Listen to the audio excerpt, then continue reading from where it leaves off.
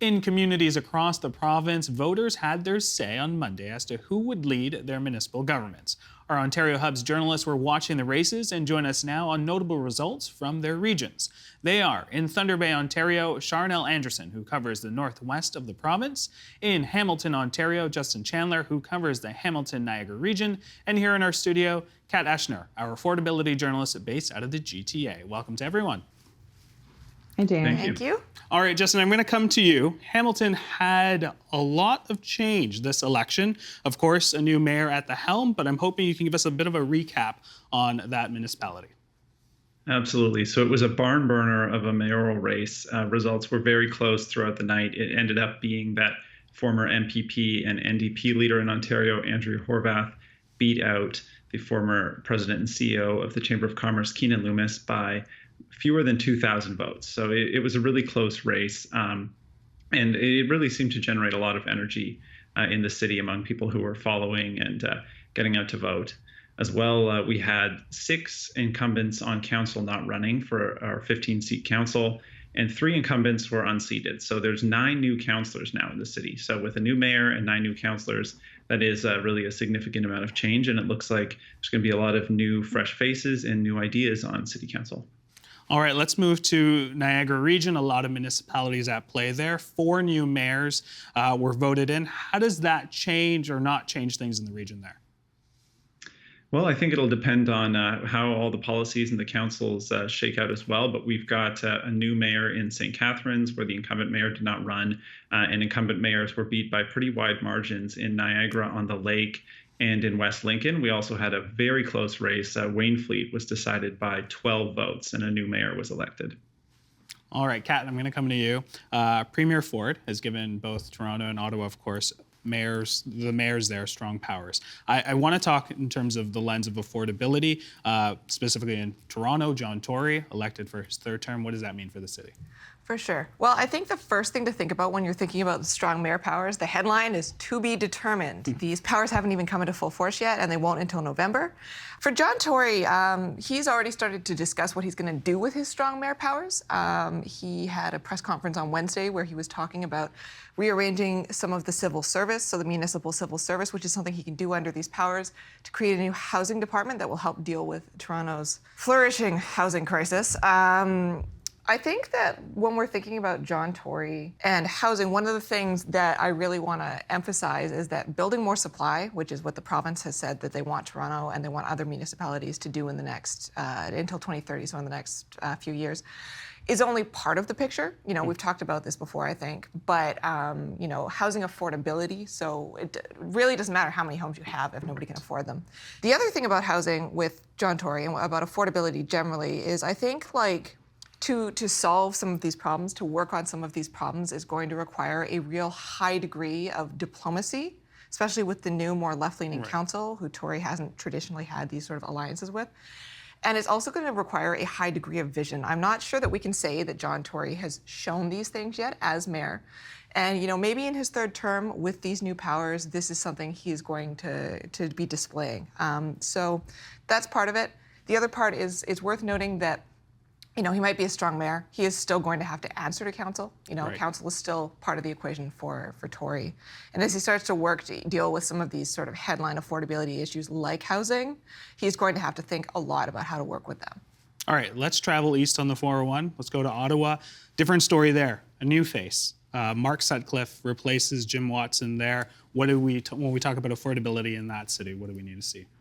In terms of strong mayor, so Ottawa has the same affordability, like this, everywhere has these affordability issues to some degree or another. Ottawa has, you know, they have housing problems, they have affordable food issues, like they have the same kinds of issues. And some of the issues we talked about last time I was on, in terms of how municipal elections can affect affordability, all apply here. However, Mark Sutcliffe, like the people he was running with, has said he will not use the strong mayor powers at all. And I think, like, I was kind of wondering to what degree this has to do with some kind of antipathy that maybe Ottawa is feeling towards the provincial government right now after the Freedom Convoy. I think that might be part of the equation, but I think in general, Ottawa voters are much more suspicious of these powers. Mark Sutcliffe, now he said he's not going to use them, but 4 years, you know, a term is a long time, and perhaps he will have occasion to use them. Certainly, affordability issues are something that people are really being pushed to the brink on right now. So if he was to use them, we could maybe anticipate that he might use them. Again, I don't know this, but we can maybe anticipate that he might use them to address, housing or some other affordability-related issue that is within his jurisdiction. All right, we'll have to see on that one. Charnel, I'm going to come to you. Not necessarily a new face, but an old face that has come back to a seat that he's quite familiar with. Former Mayor Ken Boshkoff reclaimed his seat in Thunder Bay. Was that surprising at all? I mean, yes and no. You know, Ken Boshkoff, as you say, he has experience. He was mayor. Excuse me. Ken Boshkoff has experience. He was mayor from 1997 to 2003. Before that, he was a city councilor for many years. And afterwards, he was elected MP in Thunder Bay Rainy River. And his political experience was really something that he emphasized in his campaign. And, you know, I would have to say that that's something voters seem to appreciate. Though Gary Mack, who has no formal political experience, he served 2 years as the executive director at Shelter House.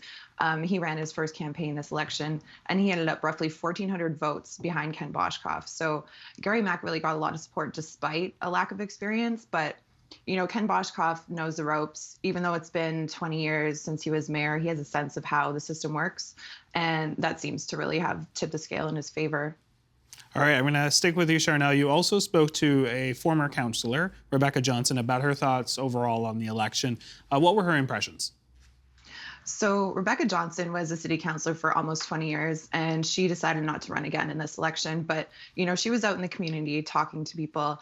And what she heard from the people she talked to was that they wanted change, you know, complete change. And some change was inevitable because 5 council members, including Rebecca, were not running again. But when the results came in, you know, residents or voters voted back in all of the incumbents. Rebecca had said to, you know, if she was running, she probably would have been voted back in again as well. So, you know, maybe it goes back to the experience incumbents have. Maybe it goes back to seeing familiar names on the ballot. But I think it's fair to say that, you know, the appetite for change wasn't really as strong as people were saying. All right, I want to talk about sort of, I think, what's potentially the real story here in this municipal election. I'm curious whether or not you were surprised or not. I want to come to you, Justin. Voter turnout. Low across the province. We're talking in the mid-30s to the low 20s in some parts. Were you surprised, and how did that play in your particular regions? I was surprised in part. I mean, we know that this has been the trend for quite a while to have this low turnout at the municipal level. But in Hamilton, for example, where there was so much excitement about the race among people who were following it, I really thought that turnout would be higher than the 35 or so percent that it ended up being. Like, really, there was a ton of excitement, but fewer than 4 in 10 people actually showed up to the polls. And so, you know, there's this desire for change, but was everybody really that engaged in wanting to get out?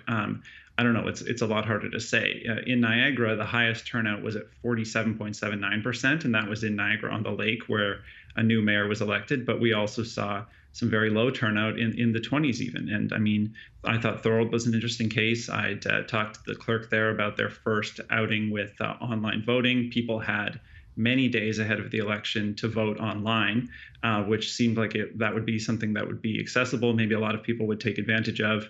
And only about a quarter of people actually voted. So it really did seem like in a lot of races, whether there was change or not, people were not terribly engaged. Certainly fewer than half of people showed up to the polls. Charnel, I'm going to come to you next. Yeah, so I mean, voter turnout in Northwestern Ontario was, I would say, relatively high compared to our neighbors in the South. It's not, you know, insanely high, but for example, in Kenora, it was 53%. Red Lake, 61% of voters came out. Dryden, it was 43%. 52% of voters turned out in Pickle Lake, 49% in Fort Francis. It was quite a bit lower in Sioux Lookout at 33%. But here in Thunder Bay, it was just over 42%, which is down from 2018 when it was around 51%. But it is in line with the turnout for the provincial election earlier this year, which was also over 42%. So, you know, the populations are typically lower in this region, but the voter turnout seems to be a little bit higher. All right, Kat, you get the final word on this. Any surprises on voter turnout, and, you know, how did this play out in other parts?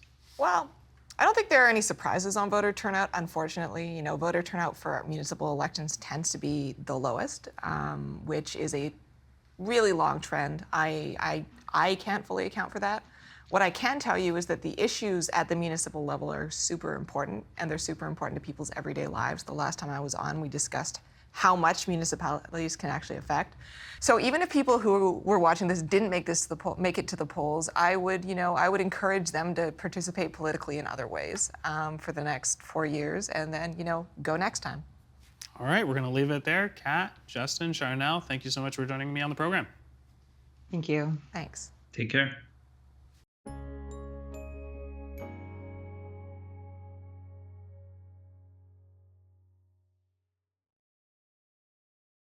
The Agenda with Steve Paikin is made possible through generous philanthropic contributions from viewers like you. Thank you for supporting TVO's journalism.